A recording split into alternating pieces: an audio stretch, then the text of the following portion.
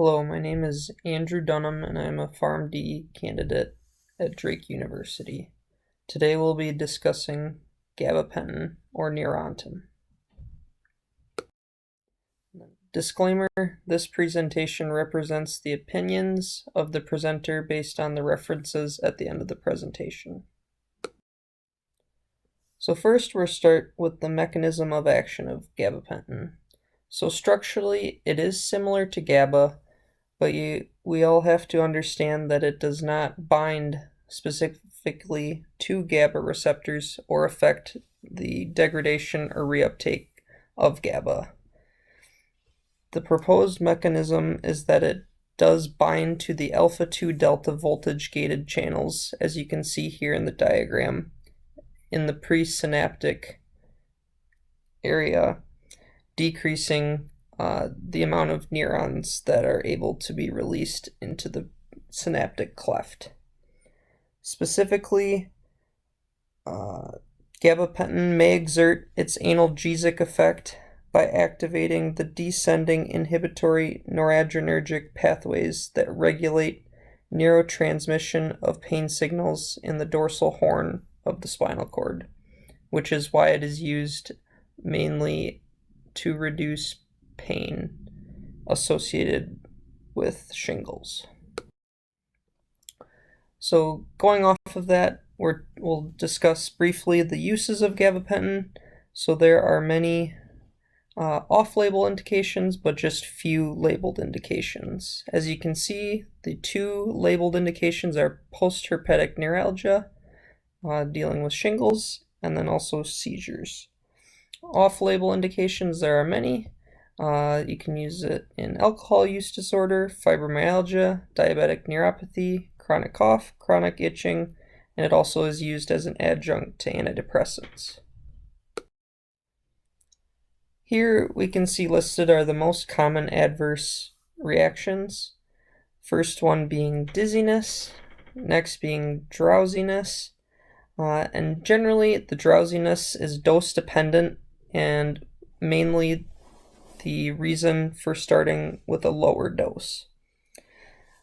The next most common is ataxia, or the feeling of being impaired.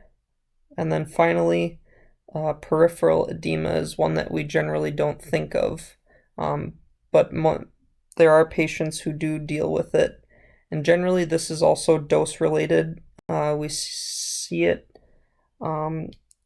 most commonly in patients receiving greater than 1,800 milligrams per day.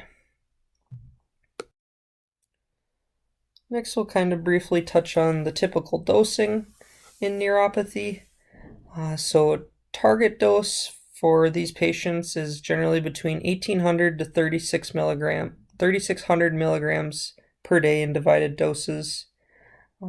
Generally, the dosing schedule, we start low and work our way up, like I had said, due to the drowsiness factor. So you can start, anywhere from 100 to 300, 1 to 3 times a day. Generally, we start with that 100 mark and work our way up. And then we do increase our doses as needed, and this is based on a reassessment of pain, generally every 5 to 7 days.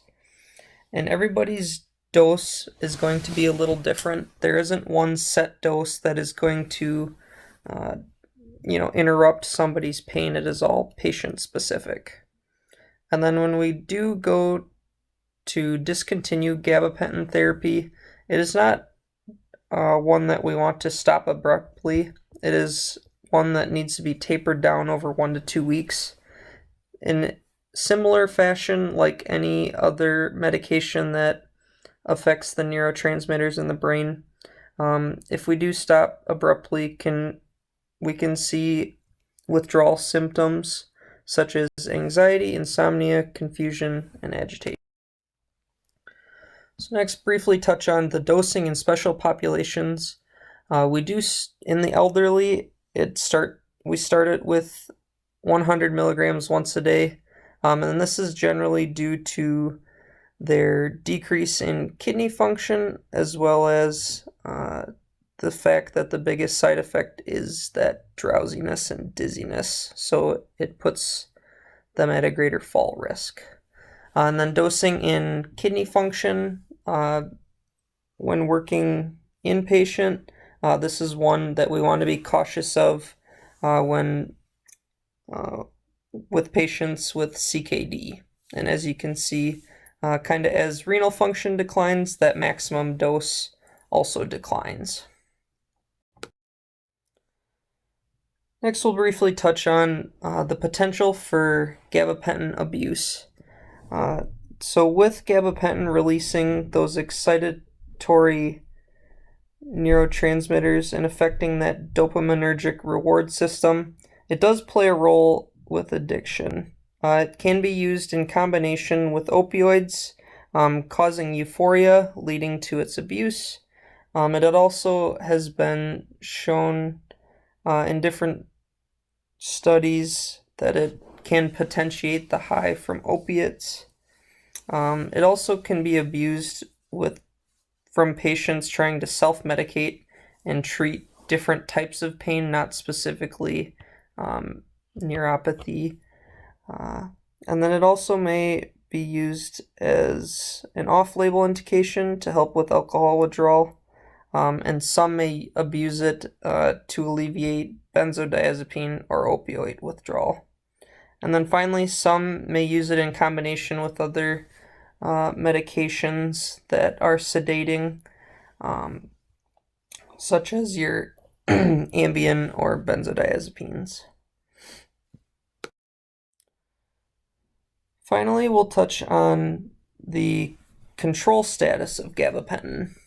Currently, it is not a controlled substance at the federal level, but recently some states have reclassified it as a controlled substance. As you can see here on the map, the states in dark red are states where they have recently classified it as a controlled substance, a Schedule 5 drug, and with that comes more monitoring and a restriction on how soon it can be filled. So think of it similar to your Control 4 drugs. And then the states that are lighter in color are places where the mandated reporting is taking place. And with that, it is just another way to track the drug and who's receiving it and what other pharmacies are dispensing it. So it is something you can check as a pharmacist if you suspect any odd behavior by the patient. All right. And here are my references. Thank you for listening.